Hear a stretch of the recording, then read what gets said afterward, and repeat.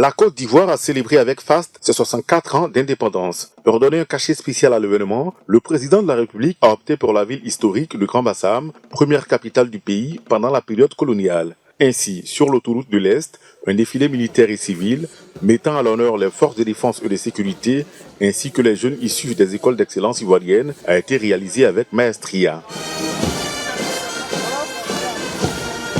C'était en outre une occasion pour le pays de mettre en lumière ses acquis en matière d'armement. Pour les participants, cela témoigne que la Côte d'Ivoire a enregistré des progrès ces dernières années.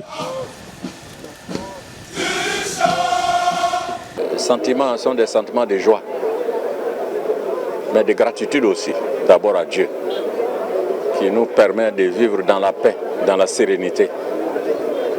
Et sentiment aussi de gratitude au chef de l'État, le président Alassane Ouattara, qui depuis plus d'une décennie maintenant a mis la Côte d'Ivoire réellement sur la voie du développement.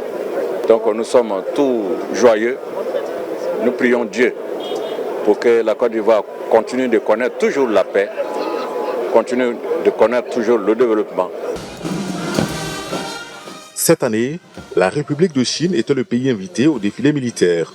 Toutefois, les représentants de plusieurs chancelleries ont pris part à cet important rendez-vous pour exprimer leur soutien à ce pays frère qu'est la Côte d'Ivoire.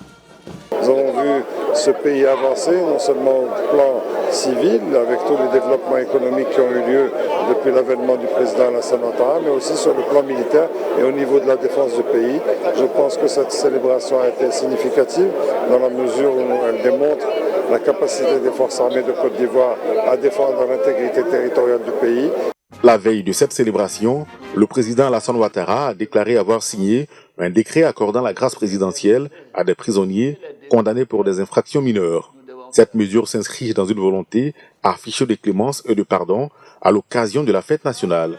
Il a également décidé d'accompagner davantage les retraités en instituant une prime spéciale correspondant au tiers de leur pension mensuelle.